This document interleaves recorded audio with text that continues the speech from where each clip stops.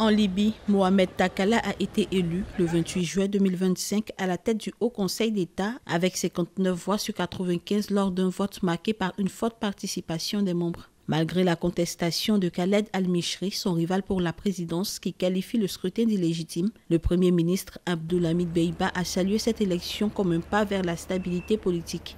Il a réaffirmé le soutien du gouvernement aux efforts de coordination institutionnelle pour répondre aux attentes des Libyens en matière de sécurité, de développement et d'élections directes.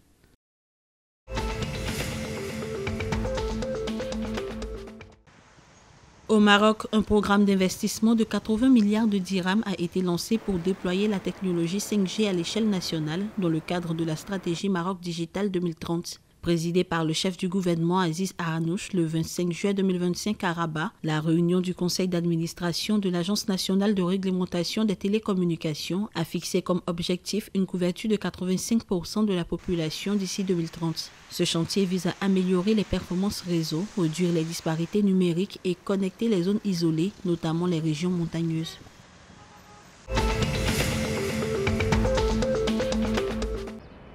En Égypte, le 26 juillet 2025, le réseau électrique égyptien a atteint un record historique de 38 800 MW sans délestage, sous l'effet de température et d'une humidité extrême. Le ministère de l'Électricité salue la performance inédite qui témoigne de la résilience du système. Toutefois, une panne majeure à Gizeh a plongé plusieurs quartiers dans le noir et perturbé l'approvisionnement en eau. Les autorités locales sont à pied d'œuvre pour rétablir progressivement l'électricité.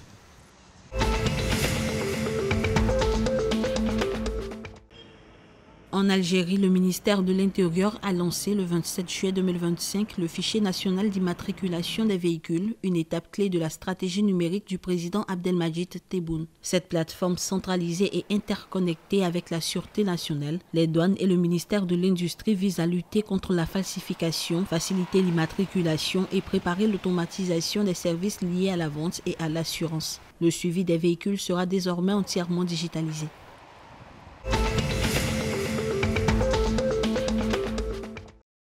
L'athlète Mohamed Aziz Arfaoui a décroché le 27 juillet 2025 la première médaille d'or tunisienne en lutte gréco-romaine, 51 kg aux Jeux africains scolaires en Algérie. Cette victoire historique, annoncée par le ministère de la Jeunesse et des Sports, souligne le talent du jeune athlète et lance idéalement la participation de la délégation tunisienne à la compétition continentale. À noter que la Tunisie participe aux premiers Jeux scolaires africains avec une délégation de 262 membres, dont 192 athlètes.